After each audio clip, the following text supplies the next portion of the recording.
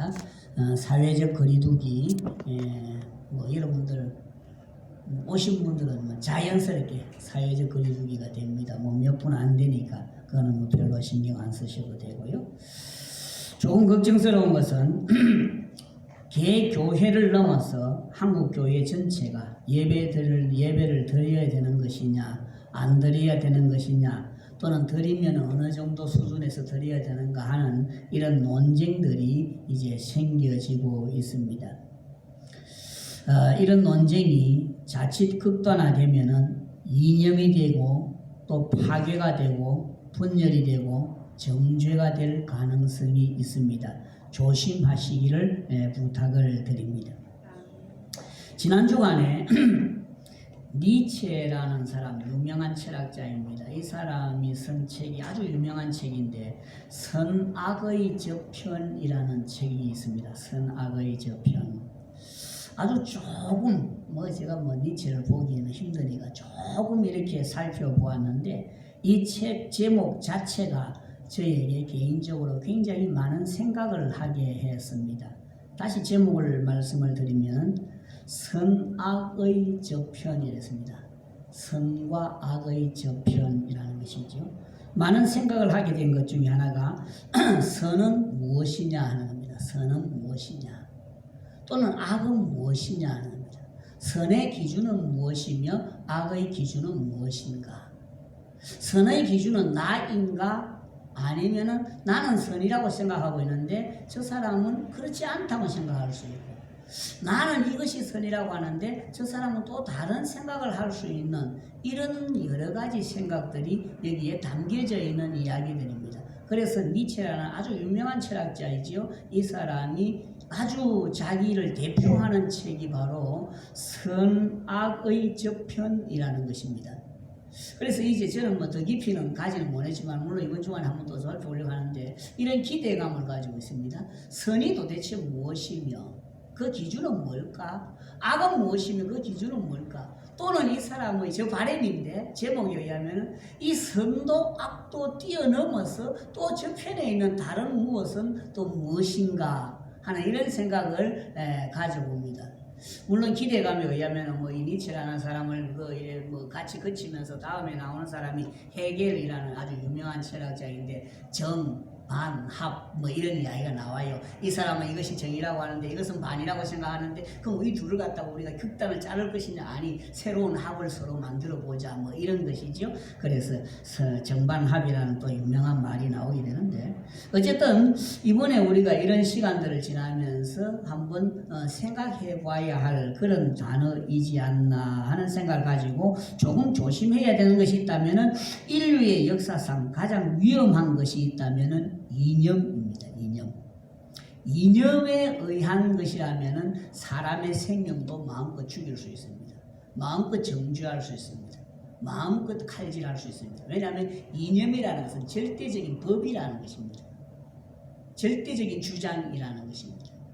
그래서 우리는 민주주의 이념이 되어버렸죠. 그럼 공산주의는 죽여야 된다 이렇게 되어 있습니다. 그럼 공산주의 하면 공산주의는 공산주의 아니면 다 죽여야 된다. 이념화 되어버렸다는 겁니다. 근데 조금 더 생각해 보면은 공산주의의 장점, 민주주의의 장점 이런 것은 또 무엇일까 하는 생각도 해볼 필요가 있는데 이념이 되어버리면은 민주주의가 아닌 것은 다 죽여야 돼요. 공산주의가 아닌 것은 다 죽여야 돼요. 이념 무섭습니다. 자본주의, 국가주의, 선민사상 다 마찬가지입니다. 유대인들이 왜 마음껏 사람을 죽이고 학살할 수 있냐면 우리만 선민이라는 겁니다. 나머지는 아니다 하는 것이 되어버렸습니다. 이런 것들이 다 주의입니다. 그 뒤에 주의라는 글씨를 붙이지 않았지만 주의의 특징은 뭐냐면 극단화입니다. 내 것이 절대적이다 하는 극단화. 그러면 상대를 갖다가 정죄하든지 자르든지 파괴시키든지 이래 해야만 되는 것입니다. 그래서 제가 이번 주간에 본 니체의 그 책 제목이 참 좋았습니다. 선은 무엇이고 악은 무엇이고 또 선과 악을 뛰어넘어서 우리가 어떤 것을 또 추구해야 될 것은 무엇인가 하는 것을 생각해 볼 수 있는 그런 시간들이 충분히 주어졌습니다.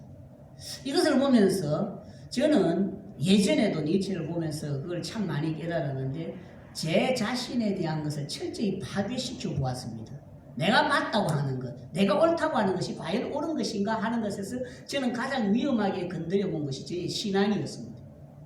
과연 내 신앙이 옳으냐? 기독교에 대한 감리에 이것이 옳으냐?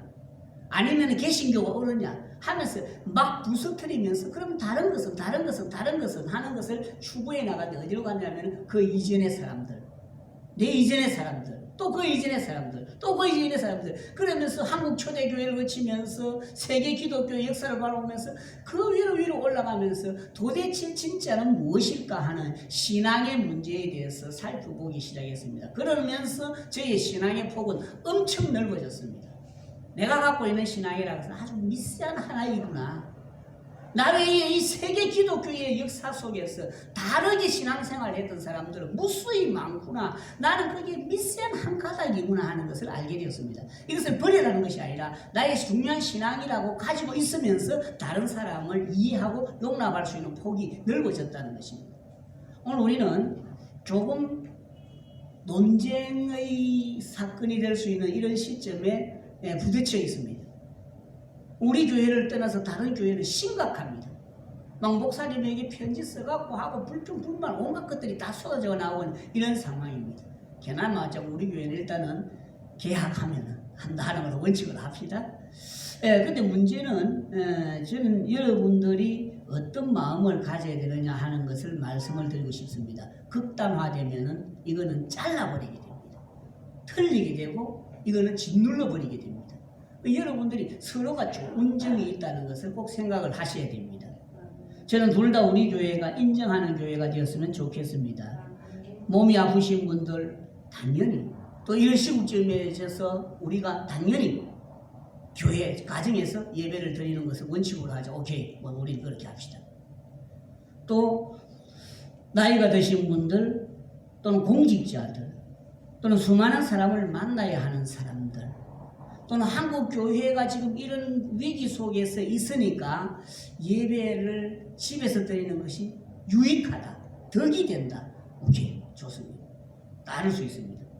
그런 모든 모습들이 다 신앙의 유익과 또 더 아름다움을 선택해 나가는 방법에서 충분히 동의합니다. 반면에 나는 예배 안 드리면 못 견디겠다 하는 사람이 있습니다. 그 사람을 틀렸다고 할 필요는 없습니다. 그런 사람이 전부 다 있는 건 아니니까 어쩌다가 있으니까 그 사람이 예배하고 싶으면 우리 교회도 있는 것 같아요. 제가 보니까 난 예배 안 드리니까 못 견디겠어요. 물론 다 집에서도 예배 드리는 겁니다. 근데 교회 특히 주장을 해가 교회 나와 나는 예배 드려야 됩니다. 이렇게 강하게 하는 사람 보고 구태여 틀렸다 할 필요는 없습니다. 우리 거리두기가 충분히 되어 있으니까 그냥 와서 예배를 드리면 됩니다. 또 그렇게 예배 드린다고 해가지고 또 집에서 드리는 사람 보고 믿음 없다 해서도 안 되고 그 사람이 또 믿음이 이상하게 나간다 할 필요도 없습니다. 그냥 그렇게 선택하시면 됩니다. 또 어떤 분들은 목사님이 나가서 예배 드리고 이거 비추고 이렇게 하는데 아이고 내라도 가가 앉아있어 줘야 되지 않느냐. 그것도 좋습니다. 모두가 다 좋아요. 왜냐하면 다 이렇게 좋은 생각들을 가지고 있는 모습들입니다. 괜찮습니다. 단 어느 것이 정수가 더 낫다 또는 어느 것이 더 좋은 믿음이다, 이것이 더 바른 믿음이다, 이것은 자칫 잘못하면 위험해집니다. 남을 정죄하거나 비난하거나 이것이 극단화되면 상당한 파괴가 오게 됩니다. 그러지 않기를 저는 부탁을 드립니다. 우리 은천교회는 사랑이 영성이라는 주제로 달려가고 있는 교회입니다. 지금 우리는 서로를 향하여 사랑해야 할 필요가 있습니다.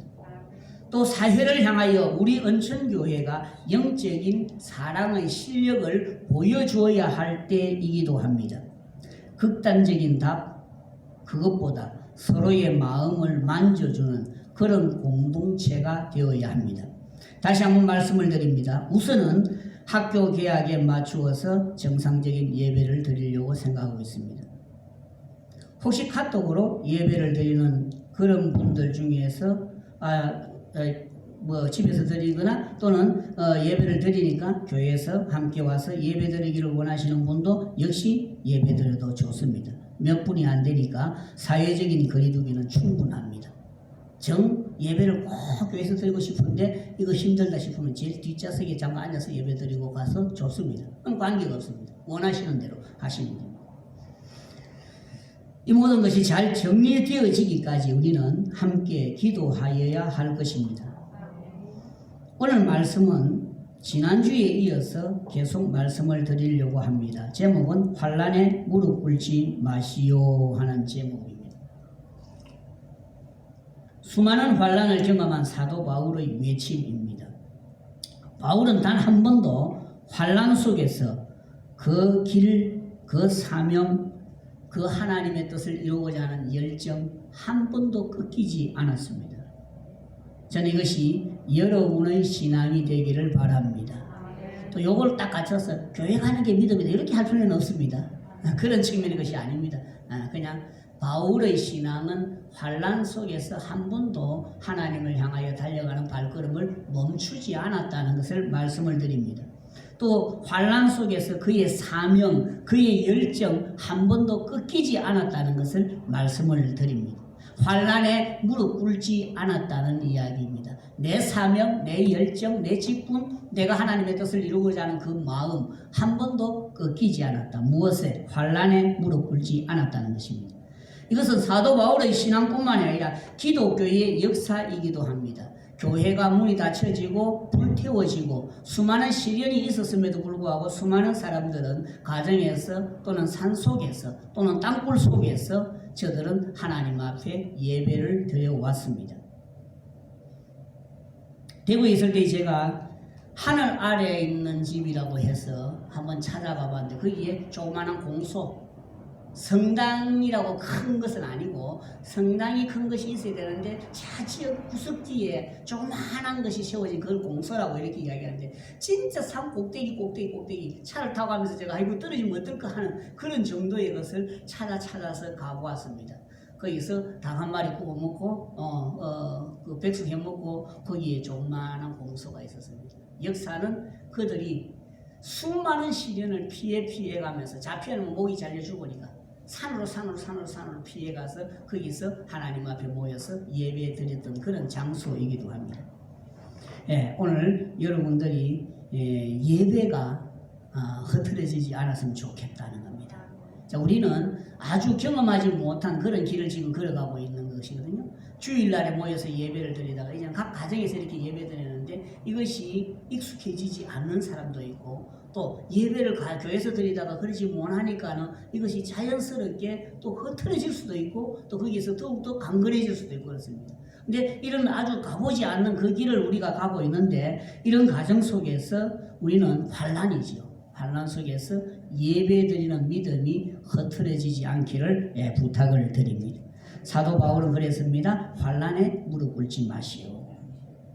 하나님의 사랑이 부어진 바 된 사람들이여, 십자가의 사랑을 아는 사람들이여, 환난에 무릎 꿇지 마시오 하는 것입니다. 오늘 이 환난에 무릎 꿇지 마시오 하는 이 말씀이 이제는 여러분들의 차례가 되어졌으면 좋겠습니다. 이 말씀은 이제 내가 극복해야 할 차례다. 내가 이 세상에 드러내야 할 차례다 하는 그런 마음을 가져주셨으면 좋겠습니다. 환난에 무릎 꿇는 자가 아니라 이 환난 속에서 사도 바울처럼 더욱더 믿음의 빛이 더욱 살아나는 그런 시간이 되었으면 좋겠습니다. 오늘 먼저 우리는 5절에 있는 말씀을 잘 기억해야 됩니다. 하나님의 사랑이 우리에게 어떻게 해요? 부어진 바 됨이니. 8절에 있는 말씀도 잘 기억했으면 좋겠습니다. 로마서 5장 8절 유명한 구절이죠. 우리가 아직 죄인 되었을 때에 그리스도께서 우리를 위하여 죽으심으로 하나님께서 우리에 대한 자기의 사랑을 어떻게 해요? 확정하셨느니라. 하나님의 사랑의 확정, 도장을 꽉 찍은데 그 사랑, 하나님 우리에게 부어진 사랑, 막 5절에 부어준 그 사랑이 도대체 뭐냐? 로마서 5장 8절입니다. 그것은 예수 그리스도를 우리에게 주셨다. 이것이 하나님이 우리에게 준 사랑이다. 이것은 지난주 말씀드렸습니다. 하나님이 찔끔 준 것이 아니지요. 막 부어주신 것입니다. 가장 최고의 것을 부어주신 그것을 받은 우리는 어떻게 해요? 환난에 무릎 꿇지 마십시오 하는 것입니다. 그래서 지난주 첫째 그 환난은 인내를 만들어낸다고 말씀을 드렸습니다. 최고 밑바닥에 깔려있는 상태, 환란입니다. 여기에서 영적인 힘을 찾아내는 능력이라고 말씀드렸습니다. 여러분 인생을 살면서 혹시 환란이 있으면 환란에 무릎 꿇지 않기를 바랍니다. 그 속에서 영적인 힘을 찾아내시기를 바랍니다. 하나님의 사랑을 잡아내기를 바랍니다. 그 환란에서 환란에 무릎 꿇는 것이 아니라 하나님 앞에 무릎 꿇을 수 있는 그런 신앙이 되었으면 좋겠습니다. 그런 환란 속에서도 날 위해 달려갈 길을 다 달려가겠노라고 고백한 사람이 사도 바울입니다. 왜 그렇습니까? 하나님의 사랑이 나에게 찔끔 떨어진 것이 아니라 부어진 바 됩니다. 그것이 로마서 5장 8절 그 하나님의 사랑이 봐라 십자가의 독생자 예수 그리스도를 주시면서까지 나에게 그 사랑을 부어줬는데 내가 이 환란에 어떻게 내가 포기하겠느냐, 내 사명이 어떻게 여기에서 무너지겠느냐, 이런 환란에 내가 어떻게 무릎 꿇겠느냐 하는 것이 사도 바울입니다. 여러분의 신앙이 혹시 인생을 살아가면서 또 앞으로 우리가 살아가면서 우리 앞에 환란이 올 수 있습니다. 극히 힘든 환란이 올 수 있습니다. 그러나 그 환란에 무릎 꿇지 않기를 바랍니다. 하나님의 사랑이 여러분에게 부어진 것을 여러분들이 생각하면서 환란을 잘 극복해야 할 것입니다. 그래서 사도 바울은 외쳤습니다. 하나님의 사랑을 부음받은 자들이여 환란에 무릎 꿇지 마시오 하는 것이 지난주 설교였습니다. 오늘 둘째로 이어서 따라합시다. 환란은 인내를 만들고 인내를 넘어서 연단을 만들어냅니다. 지난주 환란이 팍 눌리는데 그 속에서 하나님의 사랑을 잡아내는 능력. 오늘은 뭐냐면 연단은 두드리는 거죠. 하나님이 나를 두드려가지고 어떻게 해요? 단단하게 만드는 시간이다. 그래서 바울은 환란을 갖다가 어떻게 보냐면 바로 그렇게 본 겁니다. 이 환란은 우리를 하나님이 지금 담금질하는 중이다. 이래서 나를 어떻게 제대로 하나님이 쓰시기 위해서 담금질하는 것이다. 이 사도 바울의 각도입니다. 하나님 우리를 그렇게 사랑하셨는데 왜 우리가 환란 속에 있느냐? 그리고 우리는 이 환란을 어떻게 이해해야 될 것이냐? 하나님이 나를 미워서 그런 것이 아니라 하나님이 나를 두드려서 단단하게 만드는 시간이다. 하나님이 나를 두드리고 또 두드려서 더욱더 단단하게 하는 그런 시간으로 사도 바울은 해석하라고 이야기합니다.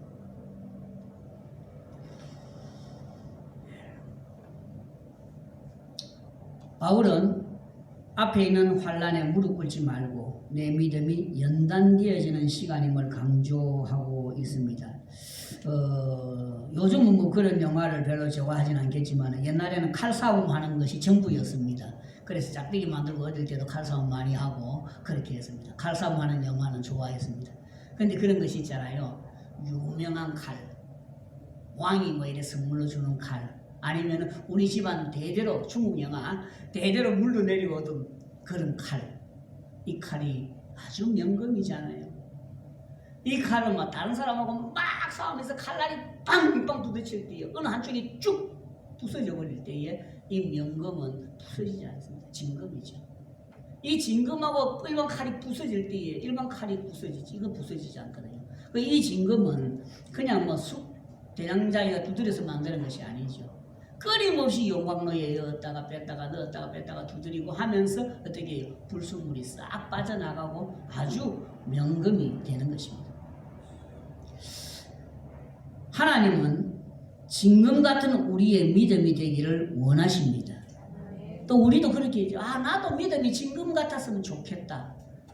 그래서 하나님은 우리가 이 세상에 우리를 내어놓았을 때에 세상에 수많은 칼날과 부딪히면서 우리의 믿음이 뚝뚝뚝 부러지는 이런 것 원치 않는다는 거예요. 수많은 환란이 와도 그 진짜 진금은 막 그 중국 영화니까 돌멩이도 막 쫙 짜인다는 그런 뭐 엉뚱한 이야기들이 있지 않습니까? 하여간 진금이라는 이야기.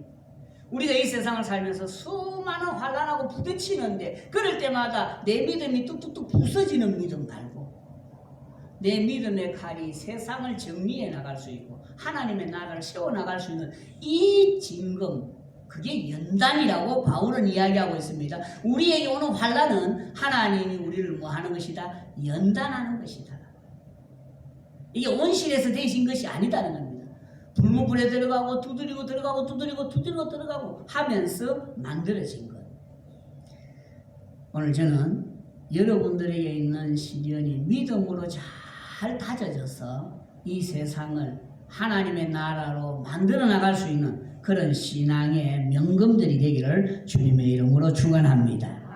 혹시 환란이 있으면 이 시간 하나님이 나를 진금으로 쓰시기 위해서 두드리고 또 두드리는 시간이구나. 이런 시간을 위해서 더 깊은 기도의 시간을 가져야 되겠구나. 이런 시간을 통해서 다시 한번 사명을 돌아봐야 되겠구나. 이 시간을 통해서 내가 비워야 할 것은 무엇인가? 이 시간을 통해서 하나님의 뜻이 무엇인가? 이런 생각들을 깊이 하는 그런 시간이 되었으면 좋겠습니다. 저도 지금 시간을 그런 시간으로 보내고 있습니다. 우리 연천교회가 앞으로 어떻게 세워졌으면 좋겠나? 그리고 내가 또 무엇을 해야 할 것인가? 이런 시간에서 내가 더 깊이 하나님 앞에 다가서야 하는 그런 시간을 가져야 되겠다. 이런저런 생각들을 가져봅니다. 세 번째 오늘 말씀을 보십시다. 사도 바울은 환난은 결국은 무엇을 만들어낸다고요? 소망을 이루는 기회가 될 것이다. 소망을 이루는 줄 너희가 알미라. 이렇게 이야기했습니다. 여러분, 물론 여기에 소망이 여러분의 꿈이더라도 좋겠습니다. 그런데 만일에 하나님께서 우리를 인내하게 하고 두드리고 이렇게 해서 소망을 만들어 간다면 그 소망은 단순히 내 팔자가 피었다 하는 그런 소망은 아닐 거예요. 그냥 하나님과 함께 한 덩어리가 되어서 하나님의 뜻이 펼쳐지는 그런 소망인 것입니다. 그래서 저는 이렇게 생각합니다. 이런 시간들을 통해서 하나님의 소망이 이루어진다.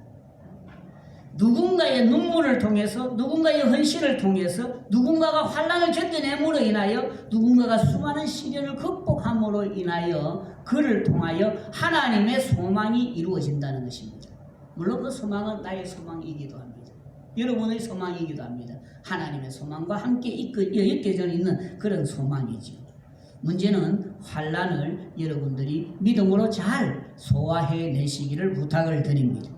만일에 여러분 앞에 있는 이 환난이 여러분 한 개인의 눈물과 슬픔으로 끝난다면 참 슬픈 일입니다.